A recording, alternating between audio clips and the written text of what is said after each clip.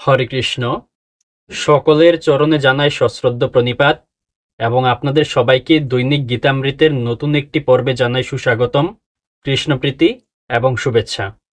আজ দৈনিক গীতামৃত এই যাত্রার চতুর্থতম দিন এবং চতুর্থ পর্ব।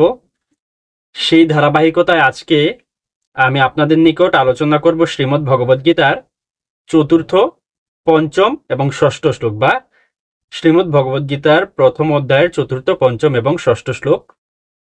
আপনারা সাথে থাকুন, আমি শ্লোকটি পাঠ করছি, মনোযোগ সহকারে শ্রবণ করুন, শেষ পর্যন্ত সাথে থাকুন। ওম নমো ভগবতে বাসুদেবায়, ওম নমো ভগবতে বাসুদেবায়, ওম নমো ভগবতে বাসুদেবায়। শ্রীমদ্ ভগবদ্গীতা প্রথম অধ্যায় বিষাদ যোগ। সঞ্জয়ের শ্লোক এটি।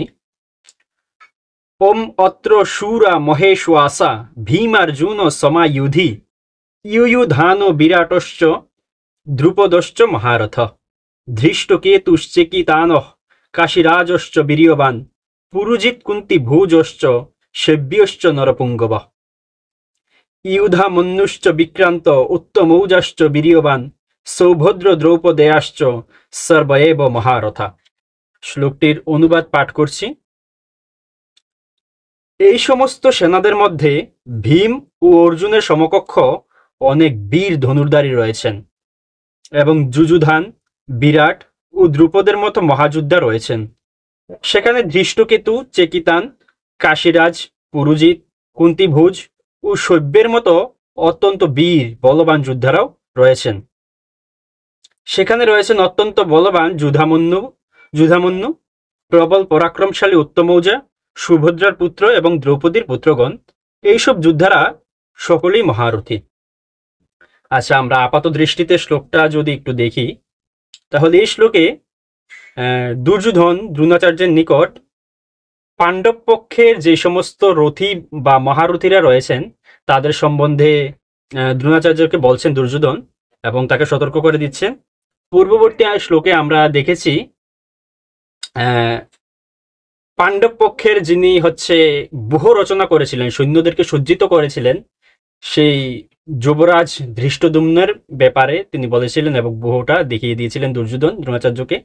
তো ধৃষ্টদ্যুম্নের কথা আমরা পূর্ববর্তী শ্লোকে জেনেছি এবং অন্যান্য যত মহারথী রয়েছেন তাদের কথা এই শ্লোকে আমরা দেখলাম।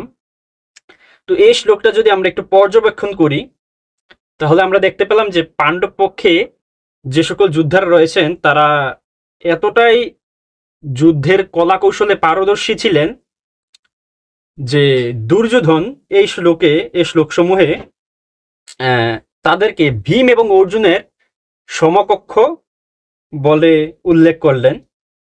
তো ভীম এবং অর্জুন এতটাই যুদ্ধের কলা কৌশলে পারদর্শী, তাদের সাথে তুলনা করলেন দুর্যোধন পাণ্ডব পক্ষের ওই সমস্ত রথী মহারথীদের। অর্থাৎ তারাও কিন্তু প্রচুর শক্তিশালী এবং তাদেরকে জয় করাও কঠিন। এই বিষয়টা আমরা দেখলাম যে পাণ্ডব পক্ষের ভয়ঙ্কর কিছু যোদ্ধা রয়েছেন। আর যে বিষয়টা আমরা দেখলাম সেটা হচ্ছে ভীম ও অর্জুনের সম্পর্কে দুর্যোধনের যে একটা ইতিবাচক ধারণা ছিল।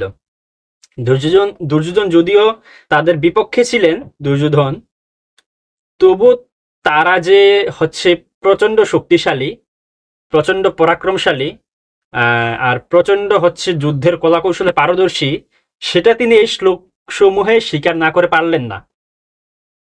তার যে একটা পজিটিভ ধারণা ছিল তাদের সম্বন্ধে, ভীম এবং অর্জুনের সম্পর্কে, সেটাও এই শ্লোকে প্রতিপন্ন হলো। এর মাধ্যমে যে তিনি পাণ্ডব পক্ষের ভয়ঙ্কর সৈন্য সেনাপতিদের বা রথীদেরকে তিনি ভীম এবং অর্জুনের সঙ্গে তুলনা করলেন। এছাড়া আমরা দেখলাম যে বিপক্ষীয় সেনাদলের যত যোদ্ধাদের সম্বন্ধে জানিয়ে দ্রোণাচার্যের মনোযোগটা দুর্যোধন আকর্ষণ করছেন যেন তারা খুব ভালোভাবে যুদ্ধ করে, এই বিষয়টা আমরা দেখলাম। আচ্ছা, তো এই শ্লোক সম্বন্ধে শ্রীল প্রভুপাদের তাৎপর্য আমরা এখন একটু দেখে নিই। যদিও সামরিক কলাকৌশলে দ্রোণাচার্যের অমিত শক্তির সম্মুখে ধৃষ্টদ্যুম্ন ছিলেন এক অতি নগণ্য প্রতিবন্ধক, কিন্তু আরো অনেকেই ছিলেন যারা ভয়ের কারণ ছিলেন। দুর্যোধন তাদের দূরতিক্রম্য প্রতিবন্ধক বলে উল্লেখ করেছে। কারণ তারা সকলেই ছিলেন ভীম ও অর্জুনের মতো ভয়ঙ্কর। ভীম ও অর্জুনের শক্তির কথা দুর্যোধন ভালোভাবে জানত, তাই সে অন্যান্য রথী মহারথীদেরও ভীম ও অর্জুনের সঙ্গে তুলনা করেছে। আচ্ছা, আমরা শ্রীল প্রভুপাদের মতামত দেখে নিলাম। তো এই শ্লোক পাঠে বা বিশ্লেষণে যদি কোনো রকম ভুল থাকে, কোনো রকম ত্রুটি থাকে, কোনো অভাব থাকে কোনো কিছুর, তাহলে আপনারা সেটা ক্ষমা সুন্দর দৃষ্টিতে দেখবেন, ভুলটা ধরিয়ে দেবার প্রচেষ্টা করবেন। এবং আপনাদের কোনো প্রশ্ন থাকলে, কোনো কিছু জানার থাকলে, কোনো কিছু বলার থাকলে আপনারা কমেন্ট বক্সে বা পেজের ইনবক্সে বলতে পারেন। তো পেজটিকে ফলো করবেন, ভিডিওটিকে শেয়ার করে সবাইকে গীতামৃত শ্রবণের সুযোগ করে দিবেন, চ্যানেলটি সাবস্ক্রাইব করবেন। এতক্ষণ সাথে থাকার জন্য আপনাদেরকে অসংখ্য অসংখ্য ধন্যবাদ। সকলে ভালো থাকুন, সুস্থ থাকুন এবং আমাদের সাথে থাকুন। হরে কৃষ্ণ।